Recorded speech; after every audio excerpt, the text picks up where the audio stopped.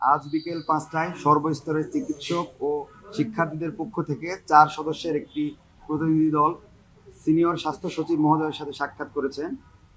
এই বৈঠকে পূর্ব নির্ধারিত ৪টি দাবির বিষয়ে বিস্তারিত আলোচনা হয়েছে। প্রথম দুটি দাবির প্রেক্ষিতে ইতিমধ্যে কিছু পদক্ষেপ গ্রহণ করা হয়েছে। হামলাকারীদের কয়েকজনকে গ্রেপ্তার করা হয়েছে এবং ঢাকা মেডিকেল কলেজ সহ দেশের বিভিন্ন মেডিকেল কলেজে আইন শৃঙ্খলা বাহিনী মোতায়েন করা হয়েছে। যেসব হাসপাতাল এবং জেলা উপজেলা পর্যায়ে এখনও আইন শৃঙ্খলা বাহিনী মোতায়েন করা হয়নি, সেসব স্থানে দ্রুত বাহিনী মোতায়েনের বিষয়ে গঠনমূলক আলোচনা হয়েছে। সচিব মহোদয় এই বিষয়ে দ্রুত পদক্ষেপ গ্রহণের আশ্বাস দিয়েছেন।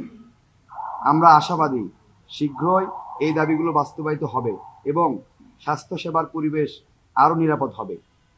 তৃতীয় এবং চতুর্থ দাবি যথাক্রমে স্বাস্থ্য পুলিশ গঠন এবং স্বাস্থ্য সুরক্ষা আইন প্রণয়নের বিষয়ে দীর্ঘ এবং তাৎপর্যপূর্ণ আলোচনা হয়েছে। সচিব মহোদয় দ্রুততম সময়ের মধ্যে এসব দাবি বাস্তবায়নের জন্য কার্যকর পদক্ষেপ গ্রহণের আশ্বাস দিয়েছেন। এ লক্ষ্যে একটি কার্যকর কমিটি গঠন করা হবে, যেখানে আন্দোলনরত চিকিৎসকদের একটি প্রতিনিধি দল অন্তর্ভুক্ত থাকবে। এছাড়াও স্বাস্থ্যসেবার যেমন ক্যাডার বৈষম্য এবং রেফারাল সিস্টেমের বিষয়েও আলোচনা হয়েছে। বর্তমান অন্তর্বর্তীকালীন সরকার ও স্বাস্থ্য উপদেষ্টা মহোদয় আমাদের দাবিগুলো গুরুত্বের সাথে বিবেচনা করেছেন। সিনিয়র স্বাস্থ্য সচিবের ভাষ্য অনুযায়ী স্বাস্থ্য মন্ত্রণালয়ের স্বাস্থ্য সুরক্ষা আইন নিয়ে পূর্ববর্তী খসড়ার আলোকে ৩ থেকে ৪ সপ্তাহ সময় চেয়েছেন। এ বিষয়ে ভিতরের পূর্ববর্তী স্বাস্থ্য সুরক্ষা আইনে যে অসঙ্গতিগুলো রয়েছে সেগুলো নিয়ে তারা আলোচনা করবেন এবং আরেকটি খসড়া ওয়েবসাইটে প্রকাশ করা হবে।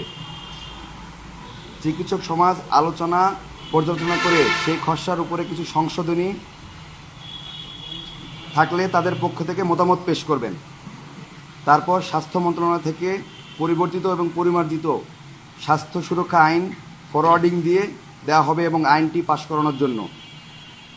আর স্বাস্থ্য পুলিশের ব্যাপারে ওনারা স্বরাষ্ট্র মন্ত্রণালয়ের কাছে ফরওয়ার্ডিং দিয়ে দেওয়ার ব্যাপারে দ্রুততম সময়ে পদক্ষেপ নেবেন। অফিস টাইম শেষ হয়ে যাওয়ায় ওনারা লিখিত প্রেস রিলিজ দিতে পারেননি। আগামীকাল লিখিত প্রেস রিলিজ দিবেন এই ব্যাপারে। সরকারের এই দৃশ্যমান পদক্ষেপ এবং দেশের সার্বিক পরিস্থিতি বিবেচনায় আমরা সকল হাসপাতালে পূর্ণ সেবা পুনরায় চালু করার ঘোষণা দিচ্ছি।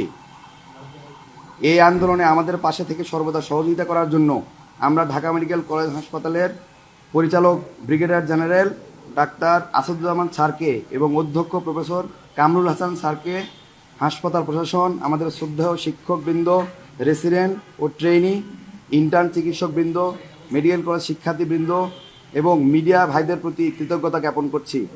বিশেষভাবে বাংলাদেশের সেনাবাহিনী, বিজিবি, পুলিশ, আনসার সহ সকল আইন শৃঙ্খলা বাহিনীর সদস্যদের প্রতি কৃতজ্ঞ, যারা আমাদেরকে নিরাপত্তা দিয়েছেন। আমরা আশা করি ভবিষ্যতেও আমাদের ডাক্তারদের যৌক্তিক যে কোনো আন্দোলনে আপনাদেরকে পাশে পাবো। ধন্যবাদ জানাতে দেশের সর্বস্তরের চিকিৎসক ও চিকিৎসা শিক্ষার্থীবৃন্দ। জি, আগামীকাল থেকে আমাদের চিকিৎসা সেবা পুরোদমে চলবে। এই মুহূর্তে নতুন কোনো আলটিমেটাম নেই, যেহেতু আমাদের মন্ত্রণালয় থেকে আমাদেরকে নিশ্চিত করেছেন, আশ্বস্ত করেছে ওনারা এই দুটো বিষয় নিয়ে আলোচনা করবেন, পর্যালোচনা করবেন এবং এটা নিয়ে কি করণীয় ওনারা দিক নির্দেশনা দিবেন। আমরা তো কাজে ফিরে আছি, আমরা আজকে সকাল থেকে কাজে আছি। আগামীকাল থেকে পুরোদমে প্রত্যেকটা ডিপার্টমেন্টে কাজ চলমান থাকবে ইনশাল্লাহ।